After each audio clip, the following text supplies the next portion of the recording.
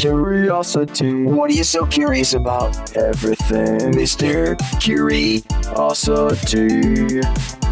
Alrighty, folks, Mr. Curiosity is here. And of course, I'm really just a local weatherman, Joe Snedeker. But I'm curious about things like the guy I have with me today. And I must admit, before I say his name, this is a problem I have. It's probably some insecurity. It's probably some chip on my shoulder. I don't know what it is. But when someone says their official formal name and they include their middle initial, I always think, what a pompous jerk. Yes. It's Alan K. Stout. Alan K. Stout. Why can't I just say Al Stout? You can. And that's what I do. And I'll tell you the story behind that. Oh, good. See, that what a great start already. It is. I'm actually glad you said that. Okay. Why do I use my middle initial sometimes? And I don't use it all the time. When I start writing for the Times Leader, okay, back in 1992, right around the time you got started, we kind of parallel careers here, Joe. Are you, wait, before you go on, are we similar in age? You look younger and better looking than me. No. You're in better shape. You're the guy biking all the time. I'm 53. Oh, I'm 55 and my hair's gray and I have pimples and you have a smooth complexion and great dirty blonde hair. No. It's not showing up. I got the grays and I got the wrinkles. Okay, I didn't mean to cut good lighting here. Good lighting. But I wrote a couple of stories for the Times Leader just using Alan Stout, and my name has no rhythm to it. You have some vibes, Joe Snedeker. Are you kidding me? That Snedeker has no vibes. It's like it's like a detour on a highway, Joe. But it's got some syllables to it. It's got some where Alan Stout is very blunt. And so I threw the K in there just as a writer for the byline in the newspaper. Okay. That's it. I don't call myself that. I don't introduce myself as that to people. Okay. I just say, I'm Alan. How you doing? Some of my friends call me Al, like, Chevy Chase, or, like the Chevy Chase video with Paul Simon. But you're right. Then once you start it, then you can't end it. So as soon as you were, journalist Alan K. Stout, now you can't end that. So it's got to go forever now. Then people would and so what happened was some of my friends at the newspaper gave me a nickname. They called me Alan K or AKS, and that's all right. That's cool. I mean, my middle name is Kent, so it's kind of an unusual middle name too. That was going to be one of my questions. I don't know if I like Kent. That's like almost like a soap opera name. I was a junior, and so my grandmother, named that came up with that in 1945. So you can't even blame my mom for that one. But so anyway. Well, I was calling so how it got into the thing though, where I actually this was uncomfortable for me. So I was doing a radio show. Right. I didn't even start doing the radio show until 10 years after I was writing. So the Alan K. Stout thing was already fairly well established for people that read my stuff. And I did not call myself that on the radio. When I came on the air, I would say, hey, everybody, Alan Stout with you Sunday nights, 9 to 10, music on the menu. And I did that for 9 years. And then I changed stations. I went over from the mountain over to the river. Okay. And the program director listened to my first couple of shows. And he said, why aren't you identifying yourself on your show when you come on the air? And I go, what do you mean? I go, I always say who I am. He goes, you don't say Alan K. Stout. Oh, man. I said, well, I don't call myself that. That's just a byline in the newspaper. I'm not like, George Hamilton in a tuxedo walking around. Yeah. Hi, I'm Alan K. Stout. How are you? Yes. And he's stuffy, pretentious. That's what I think. Exactly. And I never. And he said basically, well, you should. That's how people know you from music. And I was like, really? And he said, yeah. And he's been in music. He's in the Radio Hall of Fame. This gentleman, and I respect him tremendously. And so. I kind of got used. I kind of got used to just saying it a little bit when I come on the radio, but that's the only time that I actually use it in my life. So no excuse needed. Like I said, that's probably my hang up. Look at Michael J. Fox. He can't be just Mike Fox, right? He's got to be Michael J. Fox. Yeah, I never thought about it. There are a lot of people that use it. I just stuck it in the newspaper on a whim in 1993. Like I said, after I had written a bunch of stories, stayed with it. And then it became a nickname, and now it's the radio thing. And let me try first. I'm just Alan. Well, let me try it for a second. See what you think. I'm Joseph M. Snedeker. doesn't it take away? Now I'm like some uptight guy with a board up his rear end. Yeah. I'm Yeah, just kidding. So it doesn't. It doesn't. It would not work for you. And your personality, not at all. Not at all. well, let's dig into your life. So you were born in 1968, 67, and Yeah. where? I was born in Wilkes-Barre at Oh. General Hospital. Local guy. And your Mhm. mom and dad from the area, all that stuff. Yes, both have passed. My mom was from, well, she kind of mostly grew up in Lee Park, Hanover Township when she was a young girl. My father is from Pittston, and they got divorced when I was about 3. My mother remarried. I have a wonderful stepfather. I don't even call him stepfather. He's my dad, and he's from Kingston. So my parents, both my dad's fathers and my mother, are from the Wyoming Valley. And I mean this in a complimentary way. I kind of felt that vibe. You seem like a local guy, and I'm proud to be a local guy, and I think you are too, probably, right? I mean, Oh, absolutely. we got it in our bloodstream. Absolutely. Absolutely. I love this area. I'm sitting in my office right now at the Luzerne County Visitors Bureau, looking out on Public Square in downtown Wilkes-Barre. And I feel fortunate I'm looking at the Kirby Center across the window. I was wondering why the river wasn't here. flowing behind you. I thought Yeah. the clouds were bubbly. I was expecting more texture with the cumulus clouds, but yeah. Oh, that's fake. I see. We'll get to your new job in a second. But so you public school guy when you were growing up, elementary? Where'd you graduate from high school? Both. I went to Catholic school. Whoa. Oh, yeah. Yeah. I went from kindergarten to 7th grade. So I got 8 years of parochial school education. And then I transferred for 8th grade for the rest to Wyoming Valley West High School and middle school. So I got both. I got to see both sides of the world, literally. If you're brought up in the 60s and 70s in this area, there's a good chance that you're Catholic and you did what you did. I went to a public school, but I had to go every Saturday to what we would call catechism. So I know the vibe, brother. I know the vibe. And these Catholic schools were in everybody's neighborhood. Oh my God. They were next to the church. So you walked, you walked to school. And I think it's in Plymouth. There are 2 Catholic schools. They're no longer open, elementary schools, but the buildings are still standing that are literally like a block away from each other. Yeah, it's amazing. That's how much this Catholic education was, thriving in the 50s and 60s, and I guess maybe up to around the 80s. Yeah, you had your Polish people here going to their church, and you had your Italian people here going to their church with their own version of Catholicism, and everybody did their own thing. It was amazing, right? I mean, that's it. Yeah, absolutely. Absolutely. All right. So when you're in high school, are you thinking this is it? Now I'm a music guy. I want a job in journalism. I have a propensity to play instruments. I want to be in a band. I want to be a rock star. I want to be a journalist. What's going through your head? The Alan K. Stout head. A little bit of all of that. I went to my first concert in 1982. It was a couple days after my 15th birthday, if I recall. I know it was a couple days after my birthday. I'm just trying to do the math. I think I just turned 50. It was 82. And my first concert was enormous.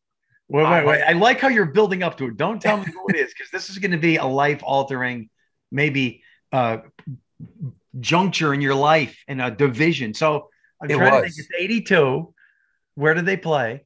JFK Stadium in Philadelphia, 100,000 people. This is a big one. Okay. And I'm sorry to interrupt. So this is big. You're 14, 15, big concert, rock guy. Yeah, I went to see The Who. Oh, my God. I mean, if there is a proper way to start, I couldn't think of a more proper way to start. It was like baptism by fire. They had the Clash opening. Santana was there. It was an all-day concert, and it did change my life. Once I went to that concert, I just wanted to keep going to more of them because I just, the whole experience, not to be corny, but, you see the power of rock and roll. You see the beauty of rock and roll. You see the communion. You see the 100,000 people in unison pumping their arms to Bob O'Reilly, and you feel something that you'd never felt before. You've seen something you've never seen before. And you walk out of there as a 15-year-old kid, barely 15. Like I said, it just turned 15 a couple of days earlier. A different person. Yes. Really was. Who did you go with? Was it a sibling or an older friend? A buddy of mine. We were too young to drive down to Philadelphia, obviously, from Wilkes-Barre, being 15 years old. We didn't even drive at all. My parents were cool enough to drive us down. They dropped us off at the stadium. I think they took my sister to the Philadelphia Zoo for the day and entertained themselves around Philly, and basically said, we'll pick you guys up right here after the show. And that's what they did. We met at, designated spot after the concert. And I came out of there probably a different person. Also, just as a side note for people from Northeastern Pennsylvania, the day of that concert was September 25th, 1982. And since we're just having a conversation here, it was the day that George Banks murdered all those people in Wilkes-Barre. Really? Yes. And so we're driving down to Philadelphia on the turnpike. My dad's driving, and me and my buddy are in the back. We have the radio on, and we're hearing about this mass shooting in our home that's, making the news all over the United States. And so that was kind of on our mind as well that day. Yeah, but as a 15-year-old, you probably didn't really channel that negative energy that to you or to me when we're 14, 15. That's someone else's world. No, you're usually a little bit. Yeah, you're right. I mean, we were going to the concert to have a good time, and we did. But it was part of my memories of that day. Wow. At least going down there and not even, unfortunately, those type of incidents happen now in our country. I think there were 14 people killed that day, or 13 people in Wilkes-Barre, all the time. I mean, they're so common now. It's less numbing now. Yeah. It's because we are numb. But back then it grabbed the whole nation's attention. I think it was the worst in the history of the country at that time for one mass shooting. And so, that was a side story to that day, which I always do think about. So it was extremely sad there were children, and the fact that we see that now so much that sometimes it doesn't even stay in the news cycle more than a day. I want to talk about the positive stuff, though, more than that. I'm wondering this. So this is a point in time for both the Clash and the Who, isn't it? Isn't this after the Quadrophenia, but yet before Face Dances? Well, actually, the album was It's Hard, and the band and the Who were doing what they had announced as the farewell tour. Oh, and I don't know if anyone else had ever done that before. Now, a farewell tour is something that a lot of bands do, and then they change their mind 5 years later, and they come back out. And the Who did that. That's exactly what the Who did. They came back out again in 89. I thought you said this was 80. This is 82. Oh, 82. Okay. I was going to say, okay. So that's when the Who had already changed. Now they're doing Face Dances, and It's Hard. Gotcha. Okay. Keith Moon had already passed. But the Clash had just released Combat Rock. Yeah. So they had Rock the Casbah was on MTV that summer. And it was amazing, Joe. And then what happened was I really wanted to, I threw myself into music, all those things that you mentioned before. Yeah, I bought a bass guitar at one point, and I played in a band and with my buddies in the basement, and I read music magazines every time I could. I was the first kid at the supermarket the day that the Hit Parader or the Circus magazine came out. I loved reading articles about my favorite artists, learning about how they made their records, what producers they work with, what studios they work with. And all that leads up to me saying that, no, I did not go to school to be a journalist at all. I went to school to be So your primary interest then is music. You're playing some instruments, you're going to concerts, you're like everyone of that time, you're reading the inside and outside and every lyric written down, every producer of an album cover. You're going through the whole thing like we all did because there was nothing else. Yes. I mean, and I loved the production side of it. I loved listening to how albums sounded differently. I would listen to the various instruments and, oh, wow, that drum sounds amazing. I remember Pyromania from Def Leppard. Sure. I remember a kid brought that cassette on the school bus. We were allowed to bring your boombox on the bus back then and blast it on the way to school. And there was this awesome hierarchy. The upperclassmen sat in the back of the bus, and they controlled the music. They brought the boombox. Oh man, sure they did, right? And you listen to what they play. And you don't dare venture down in the back on their turf until it's your turf and you're a senior. And you had your turn to bring the boombox, and then you would sit in the back and control the music. So these guys, that's audible bullying. Audible bullying and physical bullying was okay. But it was cool because these guys were playing Van Halen and stuff, so it was all right. And that's how I first time I heard Van Halen was on the school bus because this kid named Corey was blasting it on his boombox. And I could literally remember sitting on the bus and their kid was playing Pyromania and thinking, I never heard drums like that before. Those drums are amazing. And then that kind of led to me wanting to know, well, how'd they do that? Oh, the producer figured out how to make that sound. Oh, who was he? Oh, it's Mutt Lange.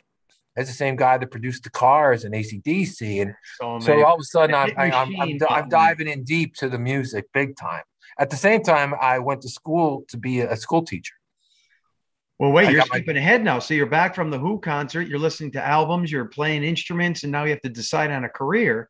So where do you go to college and what do you major in?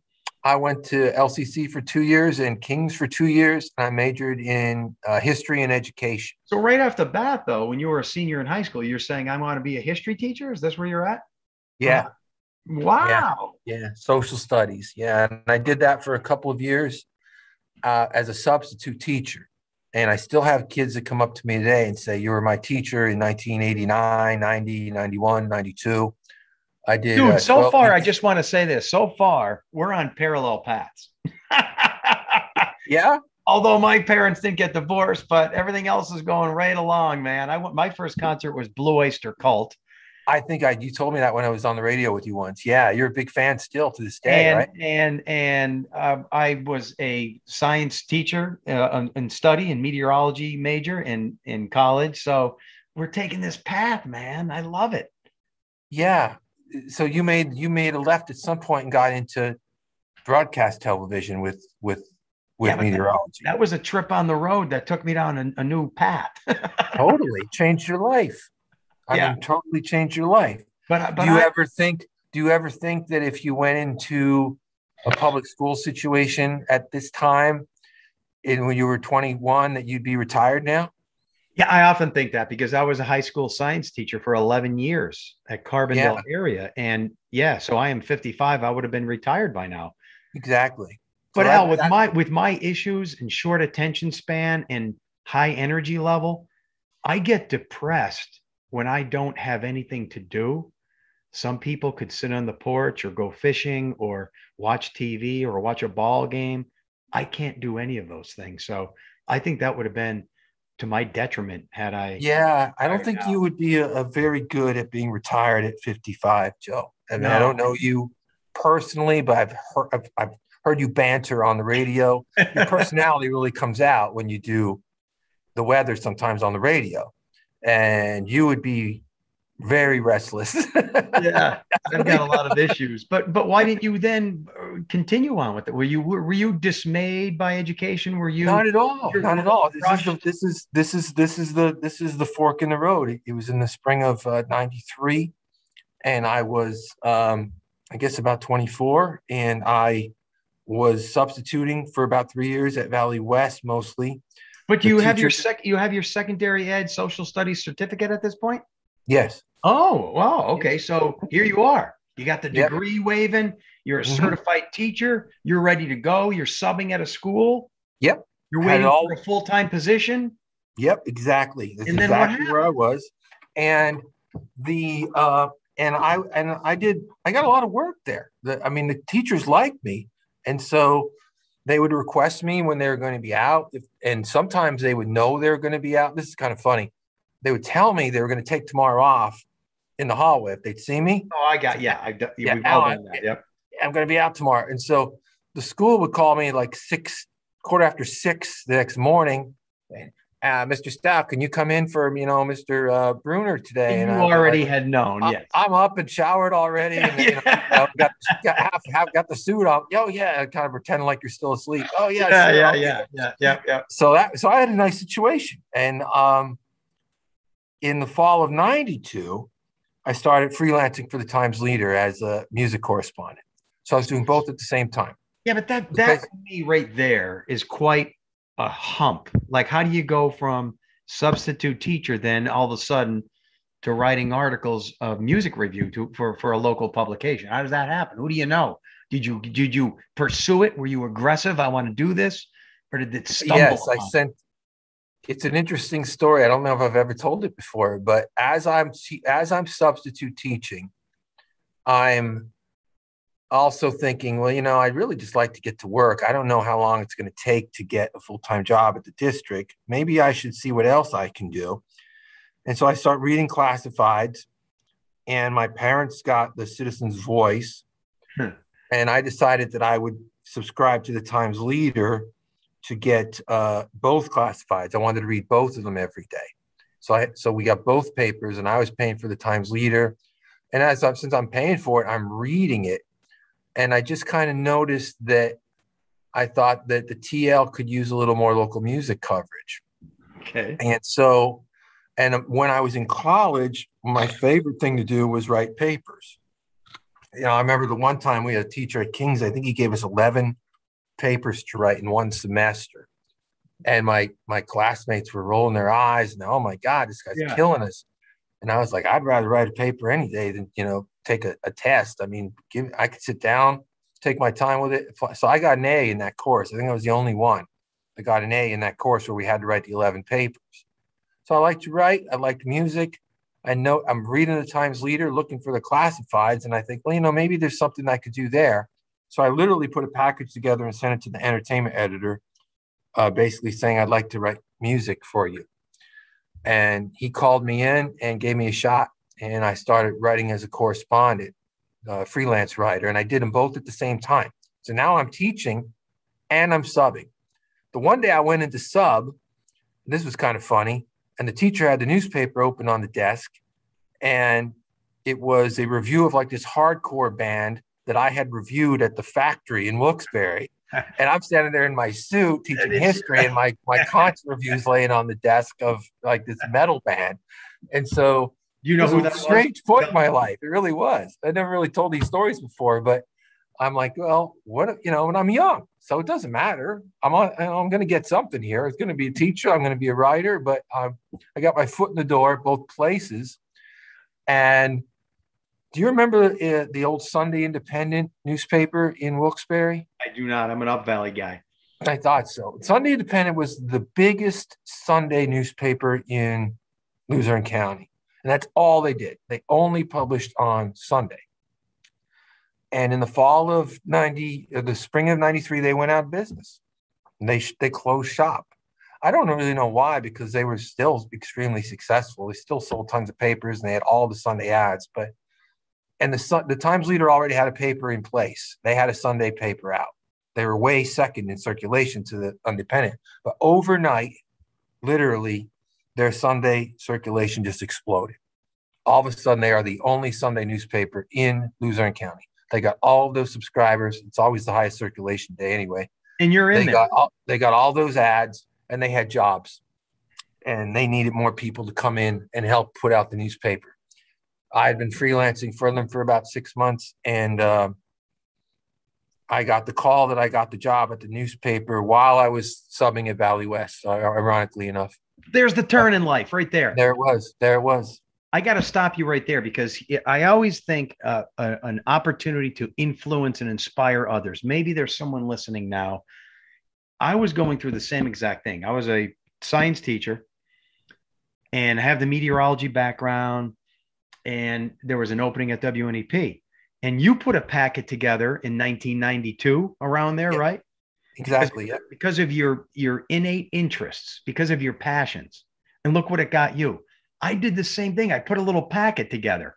hurdy-gurdy, pictures of me, my weather station at home, everything I've been doing for my past 5, 10 years, my interest. And I mailed it to Tom Clark. I was surprised. He called me back and he said, come on down to the station. Let's see what you got.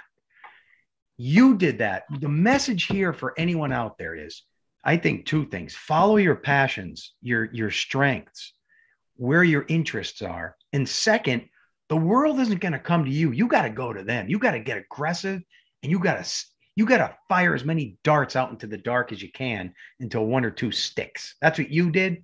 That's what I did. And that's when the world opens up for you.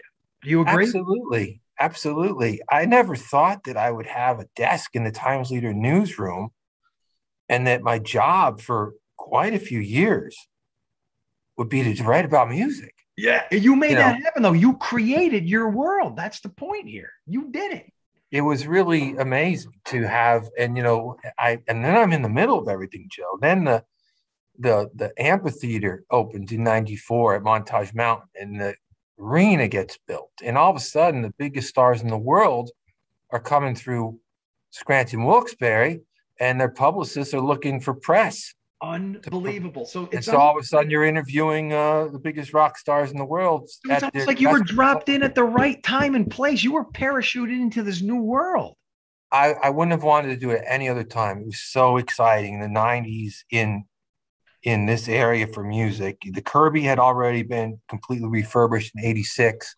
So that was up and running. They were doing wonderful shows. Then Metropolitan came in and built the amphitheater, the old one at the bottom of the ski lodge. Yeah. They were there for years before they built the new one. But they're still bringing in Van Halen and Aerosmith and everybody. And I was covering all those shows. So then the arena comes along. You're a full-time music reviewer. That's your position. That was my position. And then the local scene was amazing. The clubs, the nightlife was thriving. I mean, these clubs that we had at the time, Market Street Square and the Staircase and Jitterbugs and Station still Sansui, they were packed with people going out to see live music on the weekends. I was one of them. Hundreds. Yes. Hundreds. So now I have to ask you, you got to give me some gossip and some dirt. Give me some of these big wigs you ran into. Give me some oddities that happened. Give me some stuff. You were with Billy Joel, Tyler, Bowie, Eddie Van Halen, Don Henley. I read your bio. You brushed with these people, correct? Yeah, I interviewed all those people. Sometimes always the interview was done like we're doing it now on telephone, because how that worked was the reason that we were doing the interview was to advance the concert that was coming to town. So they called it an advance in the business, in the newspaper business, in the record business. So Aerosmith is coming to town. They're going to play Montage on August 15th. You try to get an interview with someone in the band about 2 weeks earlier on the phone. That way you have some time to turn it around, write it, and put it on the cover of the weekend section or the Weekender, if I was writing for the Weekender, which came later, or the arts and entertainment section a couple days before the concert. So it was a preview. So, hey, they're coming to Montage. Here's an interview with Steven Tyler. He's talking about the new tour. He's talking about the new album. And I imagine they're reluctant. They don't want to do it. Their publisher's making them do it, correct? I used to think that, but I was always prepared for that. I was always prepared for the reluctant participant. Yes. I really was. But I have to tell you, and you can listen to these conversations because I put most of them, the big ones, up on YouTube. It wasn't that at all. Oh. These people were awesome. I mean, they were funny. Billy Joel and I were cracking up laughing a couple of times. He held the receiver up to the phone so I could hear his daughter getting the piano lesson in the background. All right. That's excellent. And I said to him at one point, he said, hey, check this out. Listen to this. And I hear a piano. And I said, what is that? He goes, that's my daughter. And he goes, she's getting a piano lesson. I said, who gives her a piano lesson? And he goes, I have a guy come to the house. Like, he didn't give her the lesson. Yeah, the piano man not giving the lesson. Unbelievable. I didn't think he was good enough. And so, I had a lot of experience. Bowie was a lot more engaged. I figured he would be aloof, totally uninterested. His persona, exactly. I would think Bowie would be rebellious in this interview process. Not at all. He was on a bus. He was going to Pittsburgh. So he was calling on the bus, and I was sitting in the newsroom, and great conversation with David. He was funny, engaged, Yeah, laughed a lot. And are you one of many, like they have to do, say, 10 that day? Are you just in the chain, or is this a fairly unique experience when they're doing this? I don't know. I think we were successful for a couple of reasons in getting them. I know that they would sometimes only do one in the market, and sometimes they might only do, like with Neil Diamond the one year, one for the whole tour, and I was able to get it. Oh, that's excellent. Because a couple of things. I built up a really good relationship with the publicists and the record labels. The artists, I quote people accurately. I recorded these conversations. And so I know that the artists were happy with the articles because it's exactly what they said. And I would send tear sheets out to the publicists so that they got to see the work and so that the artists got to see it. And then in 97, the Times Leader was purchased by Knight Ridder, which was a huge newspaper chain. I remember that. And I was excited about it. I know some of my coworkers were nervous because anytime you get purchased, and you've been through this a few times at NEP, you don't know what the new guys are going to bring to the table, right, or how the management's going to go or what's going to happen. I figured I didn't worry about any of that. There's nothing I could do about that. What I was excited about was that I thought, well, I could now contribute to the Knight Ridder syndicated services and use that as a pitch to these publicists to get these stars. And that's exactly what I did. So I could tell David Bowie's publicist or Don Henley's publicist, if you give me Don Henley on the phone for 30 minutes, I can hit 800 newspapers across the country. We could reach millions of people. So what a grab. Yes, it's local, but it's national because you're attached to this national name, this national. Yeah. And so that was cool. My stories start running on the national wire all over the United States. And I would hear that it ran in the Chicago Tribune or the Philadelphia Daily News or Fort Worth Star Telegram, Miami Herald. And that helps too. Certainly that was certainly worth any artist's time. Hey, you can advance the whole tour if you talk to this guy in Wilkes-Barre for a half an hour.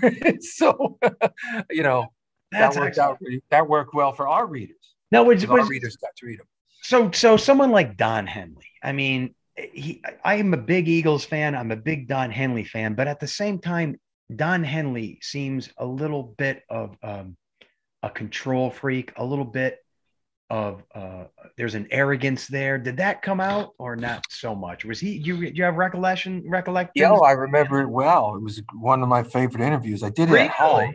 I did it at home because he was in California time or something, and they asked if he could call at 9 o'clock or something like that. I said, all right, just call this number. And so I gave him my number instead of the newsroom number. So I'm sitting in my apartment in Kingston. I live right by Valley West Stadium, and Don Henley calls. And, it's funny. You're walking by people's houses someday, and you have no idea what's going on inside that house. Well, yeah, right. One day back in 2000, I was sitting in there talking to Don Henley. Don Henley of the Eagles. What year is this? That was 2000. So I mean, this is almost way after the Eagles disbanded, but this is almost even before I think heritage type bands started coming back. I mean, that could have been, if there was a low point for the Eagles, it was probably late 90s, early 2000s. Do you think? Well, they did the big reunion in 94. They were the first band ever, I believe, to charge $100 a ticket. Oh, okay. So that was going on already. And it was Henley or Glenn Fry. I think it was Glenn Fry. They were asked about the high ticket prices, and he said, "We're worth it." That was his answer.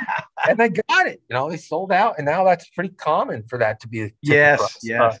But because of suckers like us trying to relive our glory days. That's all that. Yeah, you go. I mean, you make it. You suck it up, and you say, "All right, I'm going to go to a couple of these." With these artists that you really grew up with. But he had just put out a solo album, and I really liked it. And one of the things I did, Joe, and maybe this helped with my interviews go well, was, and it's just common sense, but I could imagine maybe some younger writers making a mistake in not doing this, is if you get Don Henley on the phone and he's touring for a new album, ask him about the new album first. Actually listen to it a few times. Ask him some good pointed questions about the album.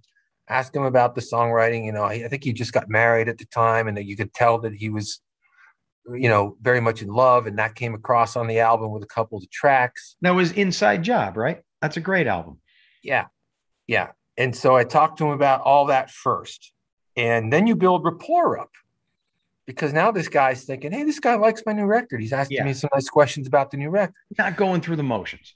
Yeah. And then if you want to, after you establish that rapport and you get all that stuff, which you want to use in the story, that's why the guy's talking to you, then you can almost ask him anything.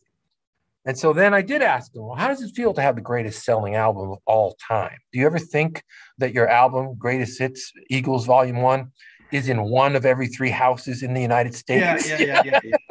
No, that's a good point. I see what you're saying. Avoid the cliches first. Yeah. Get personal, get involved, show them that you're here to help and promote and you're interested. Then you can relax and go back to the cliched questions, the Eagles. Yeah. Oh, yeah. Ask about the Eagles and ask about, Alice Cooper was an example. I interviewed Alice Cooper, and I did the same thing with Alice. Talked about the new record, talked about the tour. How's it going? Hey, I see you used a new producer from this record than the last record. Why'd you do that? Engage the man. That's why he's talking to you. That's what he's excited about. Then 20 minutes in. So do you consider yourself the godfather of shock rock? Is Alice Cooper and Kiss and Marilyn Manson all have to, did it all? And he's happy to answer that question at that point. But if I asked him that question first, probably wouldn't have gone so well. Yeah, so, maybe he'll get a little defensive. He'll start out with a different stance. That's a very good point. That's what I'm doing with you. You did. No one ever asked me where I went to grade school before. Yeah, that's right. That's why I did all that stuff. Come on, we're gonna get to the good stuff. There we go. I'll come at me now. No, that's interesting. I love that you had an interaction with especially people of our generation, these heroes, the Bowies and the Don Henleys and the Billy Joels. That's got to be a nice little notch in your belt. It was, and now that it's kind of like a part of your life that you don't do as much anymore, you can look back on it and kind of celebrate it. About 2 years ago, I had a playroom in the basement for the kids that they hadn't spent 10 minutes in about 2 years. There's a bunch of toys with cobwebs on them, literally. And I guys, you need this anymore? Because you're never down here. No, Dad, we don't need it. So I turned it into a man cave bar. And what I did now. Yes, you know. And when I used to interview these artists, Joe, sometimes, like I said, the story would run before they came to town. So if they asked me at the end of the interview, sometimes they say, "So are you coming to the show?" And I'd say, "Oh yeah, I'll be there." Well, make sure you come back and say hello. And that's when I got to meet them. And that's when I would give them a copy of the article. And rather than have them sign a CD cover or an album cover, a poster, or glossy, I would have them sign my article. And so I have all those hanging up in my man cave now. Oh, that's outstanding. So it's like the autographed Don Henley or the Kiss or Van Halen. They're just, that's how it's like my little Hard Rock Cafe. I wish you brought one with you now. I'd love to see it. Yeah, I could have. Some of them wrote very nice things on the article. Don Henley, you signed it with gratitude. Thank you. So he really loved the story, and he was happy to sign a copy. He appreciated the fact that I brought him a copy. And that's excellent. That was a unique and different approach that they often did not see. Yeah. So did they always remember the interview or not really? Yeah, because we had only done it a week or so earlier. But the thing, like I was saying, is it ran on the wire, and it may have been on the wire already. So they had already read it. So Henley wanted to meet me. He loved the article so much that, he said, tell this guy to come back. And I went back and I gave him the printed version. He had read it on the wire. His publicist must have sent it to him at some point. Maybe it even ran in another city by then. And it was a great conversation, because he wound up writing me a thank you letter. It came in the mail later. Really? See, folks, listening to this, Don Henley is a good dude. He is a good dude. Yeah. And great conversation with him. He's one of my favorites I ever did. That is awesome. I'm going to tell everyone I know Don Henley now through you. That's going to be my claim to fame. So now you're doing these interviews. You're working for a well-known publication. Let's face it, we're probably old guys just saying this. Every generation says this as they get older. But at the end of the 90s, all the great music and culture starts to collapse. I don't care what anyone says. It's over, man. It's done. I don't. What I saw change wasn't quality of music, especially because I was very, very involved with local music. You know, I'd written about the Badleys and all throughout the '90s, and they were the greatest band I've ever seen. Breaking Benjamin came along in the early 2000s. They got a record deal, and they've sold millions of records. And doing my radio show every Sunday, which focuses totally on local music, I continue to get wonderful music and quality music all the time. It's still being made. There are still people out there. But no one's fertilizing it. They're not. So you're not hearing it. And it's the record label's fault. You know, when the Universal bought up the whole record industry in the late 90s, I think it was the worst thing that could have happened. These labels used to compete with each other. They were scouting out talent. They were developing bands. They would let a band fail on the first album, let them make another one. And that doesn't seem to happen as much anymore.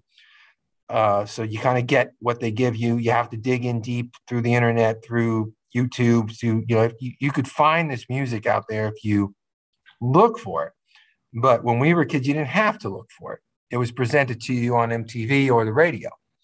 And very good synopsis. It's there on Spotify, but you have to dig. Kind of gone now. And also the way that young people socialize has changed the nightlife scene with live music. It's like I was starting to say before, you would go out on a weeknight back in the 90s. Started on a Thursday, sometimes a Wednesday. Yeah, hundreds of people out to see a band on a weeknight. And now those clubs are gone. All those ones that we mentioned before, they weren't replaced by new ones. It's rare to see that kind of crowd out to see live music in a club. It really doesn't happen anymore at all. And I think that a lot of that has to do with the way young people socialize. When we did that, we were going to hear the music, but we were also going to hang out with friends. The girls were going out to see if they could meet some guys. The guys were going out to see if they could meet some girls. Hey, let's go to the club. We'll see the band. The band's really good. Yeah, that bartender's cute. I saw her last week. Hey, that guy that, that girl might be thinking, hey, that guy that we saw out to see Tribes last week, maybe he'll be there again. And that was a part of the way people socialized. But now you bypass all of that with this, right? You bypass. Exactly. Here you go. And it's not their fault. It's not their fault, right? It's not. We didn't have that shortcut. We didn't have the shortcut. And so you would go out, and the music was a big part of it. And I wrote about it every Friday for 15 years. And it was so much fun. But the socialization component was a big part of it too. And that's hurt the bands. So did you feel the collapse? Did you feel like, oh my goodness, my career, times are changing. This may not be lasting, as long as I had hoped. I feel the erosion of my way of life, at least professionally. Was all that into your head in the early and mid 2000s? When I became the editor of the Weekender in 2005. I did that for 2 years. We were still like 96 pages a week at that time. It was still there. I could see that the crowds weren't as big, but it was almost like no one realized it quite yet. It was starting to happen. Those clubs that I mentioned were starting to close. The casino was opening, and they had a couple of live venues in there. They were doing stuff with music at Breakers and Bar Louie. But at the same time, the big old rock clubs were closing. And it didn't affect me personally or professionally. I was in my late 30s by then. My daughter was born. So I didn't really need to be out partying every weekend anymore. It kind of suited your lifestyle. I see that, but it did. But even for my radio show and my column, I was writing more about local original music anyway.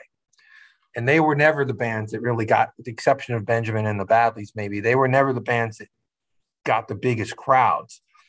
So I was still trying to foster the original talent with my column and with the radio show.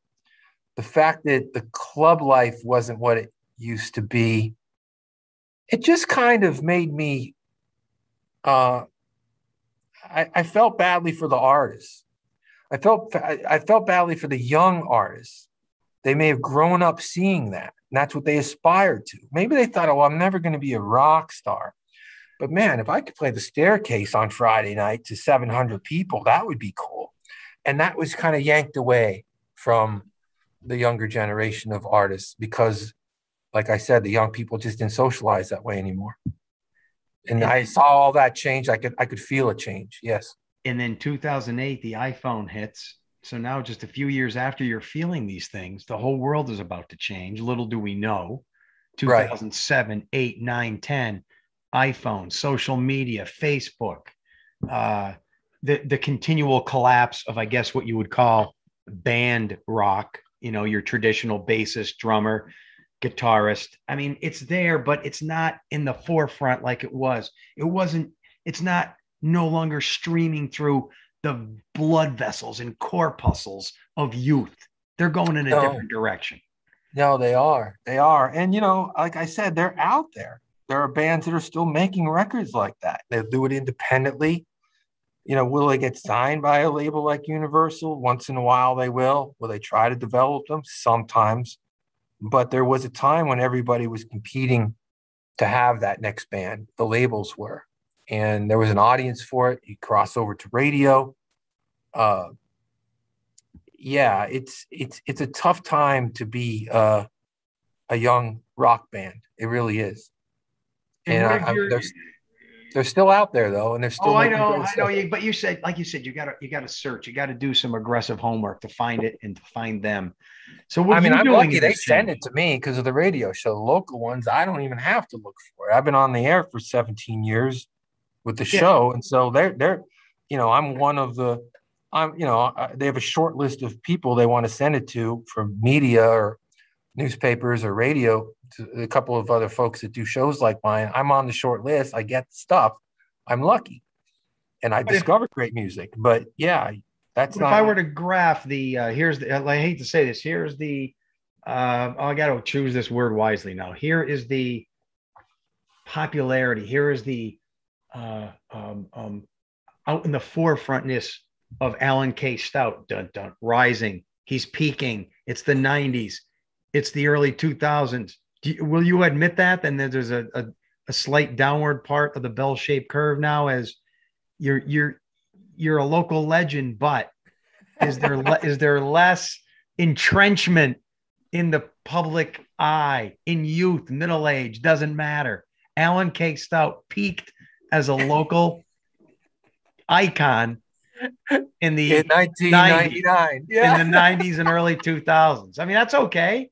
No, you know, I never thought about it like that. I used to do this poll at the Weekender, and I still won the favorite columnist, I think, up till like the late 2000s, 2009 or 10 or something like that. And I don't know how that happened because that's 10 years ago already, buddy. I didn't do any campaigning or anything. It just, they wrote my name down. But listen, I'm with you. I'm past my prime too. Okay, so you know, I was doing something, Joe, though, and it wasn't about me, but to it got me thinking here, which is fun. I did that concert for a cause at the Woodlands every year up until 2011. The one I know that you had helped out with that on. Yep. You had some of our people on the weather out in the backyard help promote. That's how I got to know you a little bit. So that's 10, 15 years ago now.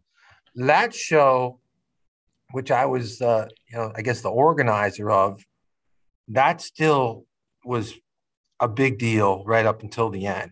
You know, we had 37 bands on the bill. We had a packed Woodlands. And when was the end? 2011. That was the last. Okay. Yeah, that was the last one that I did. That's weird. That's a decade ago already. Still seems like a new thing to me. It is, but I guess to kind of agree with what you're saying and to kind of partner with what we've been saying about the local music scene. When we started Concert for a Cause, we could raise $20,000 and have 1,500 people there with 7 bands. And when I ended the Concert for a Cause, I was trying to raise the same amount of money and get the same amount of people there with 37 bands. Oh. And that's what we had to do. to That's right to it right there. Yeah, we used to be in the ballroom with 2 bands on each side of the Woodlands, and then well, let's get some more bands. We'll get some more people up here, and we put a band in the nightclub, and then we put a stage downstairs, and we had 4 stages for the last couple of years. And really, what I was trying to do when I did that was expand. It was there was a lot of artists that wanted to play, so it was great to have them involved. Mm-hmm. But I was trying to keep that donation the same as it used to be. And so I thought, well, if there isn't a band anymore that draws 500 people, but they all draw 50 to 100 people, let's get them all and put them on the bill and see if we could maintain the donation that we made from the concert. And that did work out, but it was harder. It was a lot harder because things were changing. Things were changing, and change is slow. And sometimes you don't know until it's downriver already. And then you say, oh, there goes that other thing that was a part of my life, and now it's 500 yards downstream. One thing I noticed even with my kids, how old are your kids, may I ask? 14 and 12. Okay, so mine are a little older, and they're great. Did you notice this with your kids and all of the younger people? When we were younger, and this was through the 70s, 80s, and I'd say 90s, music, you'd have a receiver, you'd have some form of recorded playback, whether it be a turntable or cassette or later on CDs and so forth. But I wanted big speakers, amplifiers. I wanted to feel the vibe and the pressure waves from music. Oh, now, yeah. All of my kids are very much into music. I'd say more than your average young person. But yet, none of them are interested in a high fidelity sound system. I bought my son one when he was, I think, in 10th, 11th grade, and he's had it at college and so forth. He just gave it to me a couple of weeks ago, and he said, here, Dad, I don't really need this anymore. I appreciate it. And he gave me his big speakers and his receiver. And I said, well, what? What are you listening to now to feel the music? And he replaced it with a Google device as big as a toaster. It seems they're satisfied with just that instead of this. I think this goes with the concert experience that we're talking about, to feel the pressure wave and the thud of the drums and the bass. They're not after that anymore. I don't know why. That's one of my joys of life. Yeah, I mean, if you remember, there was almost when we were in high school, the size of your boombox mattered. I mean, like your component system. You would build your stereo system up sometimes. Yes. Piece it together. I'm going to get a great turntable, and I'm going to get a great cassette deck. And I'm going to get these huge speakers. I'm going to get 12-inch woofers, right? I remember there was this guy that used to work at Boscov's, and this is something kids wouldn't relate to at all. He was from Russia. He spoke broken English, and he could put a car. He would install the car. You paid a guy to put the car. Your car didn't even come with a stereo. You get this old hand-me-down car from your parents from the 70s had a dashboard. If you wanted your cassette deck, you had to go buy one. You step it up, man. Then you get these, and then so that was your thing. Well, I'm going to invest in this. The stereo system was literally sometimes more valuable than the car. They're not interested anymore in that. No. I'm not saying they're not interested in music, but they're interested in it from a different angle, and I don't know what that is. Rock music and loud music is a source of energy and tribalism, to feel it, to get excited from it, to get energy from it. And that's gone somewhere now. And I'm not going to be the old guy making fun of rap. I see their value in rap, but that when I listen to what my kids are listening to, some rap songs, for example, I'm not feeling elated. I'm not feeling energized. I'm not feeling a vibe of revolution and zest for life. I don't know what that music's doing. It's doing something else. Yeah, I agree with you. I respect anybody that's out there recording and writing music, and if it's connecting with young people in any way, right. that's great. I'm trying to understand it. I'm not trying to criticize it.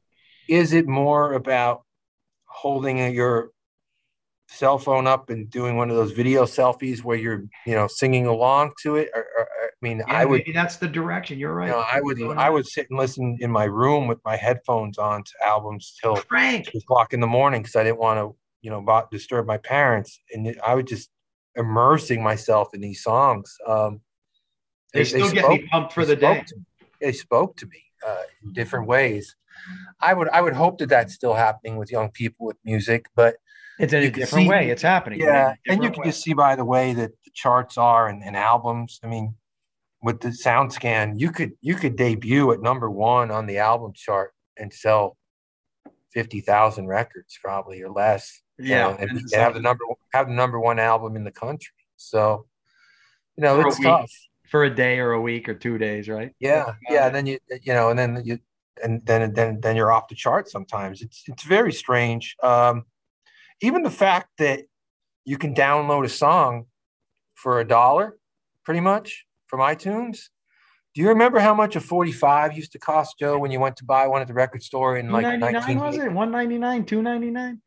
Yeah, it was like they were like $1. Yeah. So the price of buying a song hasn't changed in 40 years. I mean, you'd think like but your buying power has. I say this. A wise man once said, "Nothing has value if it's free." And that's so true. When back in the day, I didn't have any money when I was in high school. And if I had $20 in my pocket, that's a lot of money. And maybe you'd buy one album for $8.99 or $10.99. Now, for $10 a month on Spotify, I can digest the entire music library on planet Earth. Yeah. And I think it is that's one of my bills where I almost say to Spotify, "Do you want more? You sure this is it?" I can't believe how disposable and cheap music is now. And I guess it's the artists that are paying the price. One thing I'll make this analogy, and it has to do with music too. And when you're talking about the quality of the younger artists and young bands, I said this about 10 years ago for the first time, and I'll repeat it once in a while. I wish that music was like sports. Okay. In finding the talent. If you live in rural Alabama, out on some back road, and you play high school ball for a little high school, and you're 15, 16 years old, okay, and you can throw the ball 97 miles an hour, and you've got a curveball that's making guys look silly, someone is going to find you. You're not going to be missed. They're scouts. They're out there. They'll send some guy out. He'll check you out. You might have a couple guys sitting in the stands. They network. They know what's going on. Coaches talk to guys and female athletes as well. And they will sit down at your kitchen table. The guy will pull up. You could be living in a little trailer somewhere, and he will pull up in his driveway in his Mercedes, and he will sit down at the table with your parents. "I want you to sign with the Baltimore Orioles, and you're going to have an opportunity to move through our minor league system. And if you continue to advance, you will become a Major League Baseball player." And that's how it happens. And there's no nonsense. It's pencil in your sport. So now football, the music analogy, you're saying there's some Elton John in central Iowa, and what? He's not. And the guy from the record label goes to check him out and doesn't like them and comes home. and that's the end. And that's it. There's Elton John, never discovered, never because it's not tangible. It's taste. I mean, A&R guys, they're the guys, and because they know they can't make money. That's it, though. They swing in. I mean, there's a lot of stories of bands that, the swing and miss guy. We were talking to this label, but they passed on us. But eventually they got found. That's not happening, I don't think, as much anymore. I don't think they're investing that much in A&R. I don't think that they're going out. I mean, I remember when the Badleys got signed, the guy from A&M Records watched them from the balcony at Tink's. He flew in from California because he heard about this band that was blowing up. Right, that's cool. That's cool. Yeah, and he signed them immediately. And they had Atlantic was talking to them, Columbia was talking to them. There are a couple labels like courting them.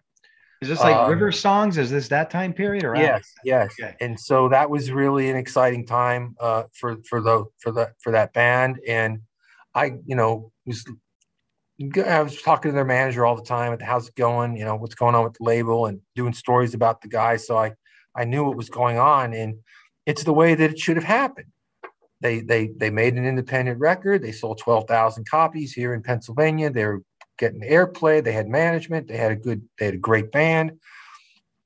Got people's attention. People came out, saw how good they were, and they got offered deals. That's how it should happen. I don't think it happens as much as it should today with younger artists. And I think there's a lot of people that are, missing it. And that's why I like to make that sports analogy. In sports, they don't miss. It's a good analogy. You're right. But I think because they have a vested interest in making money, and maybe it's less so now for the record companies, which are fragmented and dissolved. Yeah, I mean, they look at it as, how would this appeal to everybody? I mean, but what would an A&R person say today if they saw Bob Dylan? I mean, playing, his voice isn't that great. He doesn't have a lot of stage presence. How are we going to put this guy in a video? I mean, thank God those guys came along before all that mattered. Yeah. Because we never would have heard them today. Or Eddie Van Halen. Who plays a guitar like that? That's not how you play a guitar. What's that noise you're producing? That's not what we want, right? Yeah, right. I couldn't believe the other day I read an interview with a producer who was a part of John Lennon's recording of Revolution. Did you ever hear the story? Where when he made that distorted intro to the song Revolution. Oh yeah, on the guitar. The fuzzy guitar. The producer said he couldn't even imagine why he would do something like that. He said he felt like firing himself for allowing that to happen. Oh, wow. How the thought was so different there. Like, to do something different with the guitar and fuzz it out and distort it was unheard of at the time. John, why would you want to do that? And yet that's the best part of that song. Well, that's a good, I don't know, that would have been George Martin, I guess. It was one of the engineers. I'm sorry, not producer. It was one of the engineers. It was one of them. Because George Martin passed a few years ago. I thought maybe it was an old interview. No, sorry. It was one of the tech guys, the engineers. Didn't want that. Right. Well, how dare you do that? That's a great example of an artist, knowing what he wanted and making history, really. Thank God pursuing it. So in the last 10 years now, what have you been doing? We're leaving off in like 2010. You're doing Concert with the Cause. You're still reviewing. Now what? I went over in 2011 and I took a job with Big Brothers Big Sisters. I thought that I was a little worried about the future of the newspaper business. I was only in my early 40s and I thought, man, I gotta work 20, 25 more years. Talk about, newspapers made a mistake in the 90s when they put everything up online for free. Everything was, they train their own readers to read the paper for free. And after a couple of years, all of a sudden circulation's going down. Well, what did you think was going to happen? And so they've done a lot better recently of making up some of that lost revenue with online ads and stuff. But for a while, they really couldn't figure it out. And I thought I better do something else. I still love newspapers. I still read them. I still have friends there. I still contribute as a freelancer sometimes. I hope they're around forever. But I went over to Big Brothers. So it's not a journalism role? No, I got into marketing at the Times Leader too. I ran the newspapers and education program for a couple of years, and I got to more of a marketing position. And a lot of journalists, as you know, go into PR, public relations, and I wound up basically doing that. So I was communications and marketing, events. I got involved with Bowl for Kids' Sake. That's how I got to know Tom and Noreen Clark really well. Great people that were so supportive of that event. Then my role expanded at the Big Brothers Big Sisters with Catholic Social Services, and I wound up doing more of the publicity and the PR for the entire agency. Even though it sounds very fulfilling, I think there was a little void in your heart, though. You missed the writing, you missed the reviewing, you missed the journalism, you missed all that. Well, I kind of I left the paper on such good terms that I could kind of parachute in when I felt like it. So, like I remember a couple times when I was at Big Brothers Big Sisters, like Kiss were coming to town, and I would reach out to the editor of the Times Leader and say, "Hey, do you want me to interview Paul Stanley? I can get him." And you said I'm Alan K. Stout. Well, there was a band I had a nice relationship with. So I would freelance and cover some concerts during those years and do some interviews with the ones that I really wanted to do. But at the same time, and I kept the radio show always. Yes. So I was still on the radio every Sunday, and I never left that. So I've always been supporting the local artists, playing them, celebrating them. I don't really like to use the word supporting because it sounds like it's a chore. Enjoying them and putting them on the radio and giving them the exposure they deserve. So to answer your question, I enjoyed the Big Brothers and the Catholic Social Services work. I kind of enjoyed being on the other side of things. I was the guy that used to get the press releases. Now I was writing the press releases. And I kind of knew what was required to get us the publicity that we needed. I knew if we were a PSA, Joe, that was on NEP, Big Brothers, we did a different one every year. And I was basically the one that organized that whole thing. I was the one that, reached out to Scott Cannon at Video Innovations and worked with the caseworkers to make sure that we had some volunteers and I set up where are we going to shoot it this year? Let's do it down by the courthouse. I wanted the backdrops to be local so that people would realize it wasn't a nationally produced commercial, but that it was local program with local kids. And I enjoyed doing all that work. You could see the rewards. Sure. Oh my goodness, yes. But yet in the last few months, you felt you needed a change. Well, with my new position, you mean? Yeah, I thought that's what led up to this new position. Yeah, or is there something I'm missing there? No. I mean, I'll be real honest about it. During COVID-19, Catholic Social Services, we went through what everybody did. We were told to work from home for about a month. No, we were laid off for a month, a lot of us. And then we were brought back for 2 months during the payroll protection plan. Okay. And then when that expired, a lot of us were let go, including me. Wow. And so no hard feelings and this is just recently. Yeah, that was last June. And so last summer. And so there was, and to be honest with you, when they were trimming some of the programs, I didn't feel I was going to be busy enough anyway, because they did have to cut some programs, and my job was to market the programs. And Big Brothers Big Sisters went independent. They formed their own 501c3, so they were gone. And we did have someone up in the Scranton Diocese office that could handle the little bit of PR that Catholic Social Services still needed. And so I wasn't surprised at all. No hard feelings. I had nine great years there. I got a promotion to Director of Marketing and Communications for the whole diocese for Catholic Social Services. So that helped my resume. I bet you too that your wife makes tons of money. I'm single. Oh, I did not know that. All right. Okay, ladies, look at that smile. Look at that hair. Come on. Look at that cheekbone.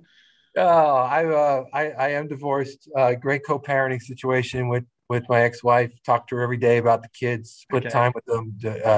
I do have somebody that I date. When did that happen? May I ask? The divorce. 2014. Okay, so not that distant. Okay. I mean, so hey, your life gone through career changes. You've seen the fall of industries. You've seen, these tidal waves of one enterprise coming in and then one waning. You've seen it all, dude. You gotta hang in there. I saw the newspaper industry towards the end of my time there start to struggle, personal struggles with going through a divorce, seeing changes, going through the Catholic. So COVID-19 was, what I think those changes were going to be happening at Catholic Social Services anyway. I really do. So I'm just grateful that I got some great experience there and was able to broaden my resume with marketing, communications, public relations, that I wasn't just seen as Alan K. Stout from Music on the Menu anymore. But I had a lot of I had a lot more on my resume, and that led to me eventually getting a job that I have now, which, you know, I'm absolutely thrilled with. But look at Absolutely. this, the local clubs, bands, the music industry, your journalism reviews of it, your relationship and careers. You've seen the ebb and flow of all of these things. It's Oh pretty yeah. interesting, I think, right? Oh yeah. And you're riding them out and you're staying positive and vibrant. Yeah, I mean, what else can you do? You gotta buckle your chin strap and say, okay, what's next? And sometimes it's hard, you know, in the middle of all that stuff with my divorce, my mom passed away at the same time. And she was only 69 years old, and non-smoker, wound up getting lung cancer and didn't even smoke. And so, yeah, you got to push on. You know, my kids certainly were inspiring during that time. You got no choice. I mean, you know, you can't fold the tent. You got And to you got to stay keep. tough. Yeah. Yeah. Is there such a link to radon, or did they try to match it up to some environmental? You know what? I do have a theory on it, Joe. I know. I'm glad that we do a lot better these days than we did when I was a kid, when you were a kid, and certainly when my mom was a kid, with secondhand smoke. Secondhand smoke. My memories of my grandparents' house were wonderful. It was like my second home. They were like parents to me. I was there all the time. But I remember being in their living room in the wintertime and literally playing in the smoke from the cigarettes, pushing it around with my hands and, you know, thinking it was kind of cool because they're sitting there like on their, you know, it was like All in the Family. They had their chairs. They had their little stand-up ashtrays next to their chairs, and they were sitting there watching All in the Family and Gunsmoke, puffing away. I'm with you. What a cultural shift. I know exactly what you mean. And I'm playing in it and, you know, thinking it's kind of neat. And so I don't know exactly what happened with my mom, but right. But she was also she also liked to finish and stain things. She liked to read antiques, and she would, you know, my dad once said to me, she was always around those fumes, and, you know, who knows? Who knows? It could have been multiple cues. Could have been did wear a mask genetic tendencies. But yeah, I mean, the point is, I don't want to be a downer here, but no, yeah. Alan K. Stout is a survivor. That's the moral of the story here. Like everybody else, you got this great career, and you got these, so to speak, trophies of experience placed up on your life shelf. Yeah. I love it. Do you, this new position? A guy like me, I don't even understand what you do. What is the title and what do you do all for 8 hours a day? I don't even get that. I'm the executive director of the Luzerne County Convention and Visitors Bureau, which is I don't know what that means. Well, visitors bureaus that's great. I'm glad you asked. A visitors bureau, they have them in every county or community. It's a place where people can find out what to do in this community. So if you come into our office, it's full of brochures on attractions. And it's everything from the arena to Ricketts Glen Park to River Common to Hillside Farms. I mean, we have a survey of all the top 20 things to do in Luzerne County. So we promote what we do. We promote the quality of life here. We promote things to do. Our goal as an agency or as a bureau is to get people to come here. Our office is funded by the hotel tax, so it doesn't cost the taxpayers a dime. Oh, that's interesting. Very interesting. So, you know, in every state has this, from what I understand, or most. And so you come, you know, no one has. It doesn't really hurt anybody. If you go to stay in a hotel somewhere, Joe, and it's going to be $140, and then you end up paying 165. That's not that much. It's like 2%. So that's interesting. So it's not a lot of money for an individual. Doesn't hurt anybody. You're not going to, we're not going to stay there now. I'm not paying that extra $4. But what it does in the the Kentucky accent? But what it does is in the whole till, it goes in and it helps fund the arena. It helps fund the Visitors Bureau. It all goes back into investing in the community. And so what we do is we take our revenue from the hotel tax and we invest it in things like the Keystone State Games. We'll sponsor something like that, which brings amateur athletes, and they come here for a week and they stay in our hotels and they eat in our restaurants. And that event brought in millions of dollars to Luzerne County just last week. The Air Show, the River Fest, that's things that bring people in. Getting back to music, the Rock in the County and the Rock in the River music series that we've done the last few years. We've got 3,000 people down at the river watching music, enjoying the beauty of the Susquehanna River and the Market Street Bridge. And so these are all things that we do here at the Visitors Bureau. And you're bolstering pride in the community. Well, what else could you ask for? I love it. Absolutely. I mean, you come into this county, and we have people that come from all over the upper northeast part of the United States to go to Ricketts Glen, to go on our trails here, to go. We did a survey a couple of years ago of the top attractions, and of course, it's the casino, and it's the Penguins, and it's the arena, and it's the Kirby, which I'm looking at right out my window right now. Fabulous Kirby. But it's also outdoors. It's the tubs, it's hillside farms and going out there and kayaking on the Susquehanna. I just did it. My son and I did 14 miles last weekend. Oh boy, that must have been a long one. I get bored after an hour or two. That had to take a while. We were out a long time. We hit a couple of tricky spots, which is the challenge. They're the best. Kind of fun. I love that. Man. I love the challenge of, hey, they tell us the night before, Joe, the guides, they said, look, this is a funny story because no one was hurt, so it's funny. So I'm going to take my son on Riverfest. I had done it myself before once, but I wanted to do it with my son, and he's old enough now. So I call the guy. My ex-wife, mom's worried because the river was high a couple weeks ago. Something like they always worry. 9-10 feet.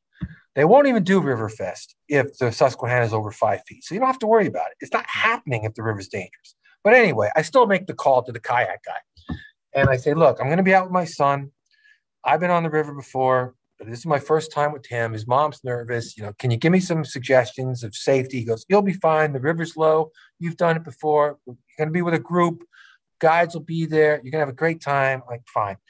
So I said, because I don't want to wind up in the river with my son. I mean, that would not be good if we capsize. That would not be good for mom. No, and he goes, that hasn't happened in like 25 years. You'll be fine.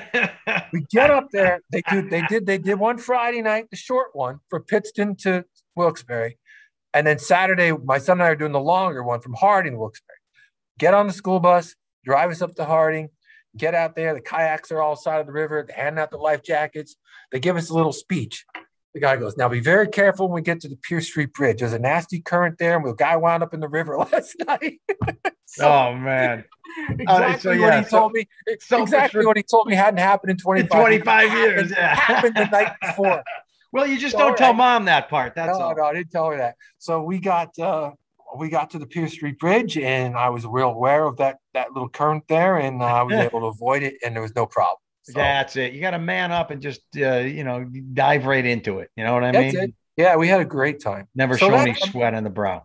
So I mean, that's what the Visitors Bureau is here to invest back in the community, to support events, to support attractions. We meet with the Restaurant and Lodging Association in Harrisburg. We get trends. We see how people are doing through COVID. There's this group called PA Sports. That's a group that we're a partner with, where we learn about other sporting events. Like, do we have the facilities? There might be somebody looking to hold a soccer tournament. They call you, you set it up. I got you. And we could see, hey, well, we can provide you with 10 fields. We have hotels. We can help make this happen for you, and that brings people to town. They stay here. They eat here. It fills the hotels up. The restaurants are full. And everybody's happy. Well, Alan, your career has been moving in like 10-year increments. So this could be the last one. Then you'll be 63 and retire. I think this might be my last stop if they keep me. I'm only here for 5 weeks. I haven't screwed up anything yet. Not too bad anyway. So they might let me hang around. I wish you well on that. And if you ever need me in the media, let me know. I have an idea for that, and I'm going to be talking to you about that. Ooh, Actually, folks, you hear that, baby? That's something coming down the pike. your name came up at a meeting here. My first day, actually, you and a few other people from radio and television that I thought we could have some fun with the Visitors Bureau. You know, if it's good for the people, it's good for me. I'm in, buddy. Yeah. I'm in. I know you will be. It'll be fun. It'll be easy. It'll take you 5 minutes or 10 minutes someday, but we'll have a good time with it. We've been going an hour, 20 minutes. I'm afraid I'm going to be too boring to people. Do you think we better cut this thing off? How about we end it for those YouTube watchers? You got to put those shades on that you started with. And yeah. And I was looking down a lot. So if you're watching on YouTube, I was looking down at my screen. Joseph, you might just see the top of my head here.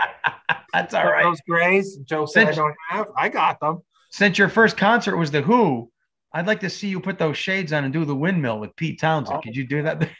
Now you can't be on. Well, it looks like the wall disappeared part of your arm, but it looks good.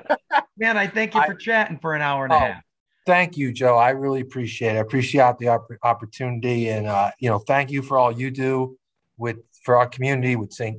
Joe's and just entertaining us. You make the weather fun. So thank you. You're feeling obligated to say that now. No, I'm not. But this was great. I love talking to all the local dignitaries and learning their history and how they got to where they are. And I think it's an inspiration to others. I like that initial pitch where you sent out the packet. You know what I mean? As a substitute teacher, because I did the same thing. Folks, send things out. Start your own fire. No one's going to start it for you, right? I was still living at home, Joe, and the big packet was sitting on the dining room table. I remember like it was yesterday because I had all these clips that I wrote, articles that I wrote. My mom said to me, "What's that?" And I said, "I'm sending that to the Times Leader." She goes, "For what?" I go, "I want to recover music." She goes, "Well, that's a long shot." That's exactly what she said. Perfect.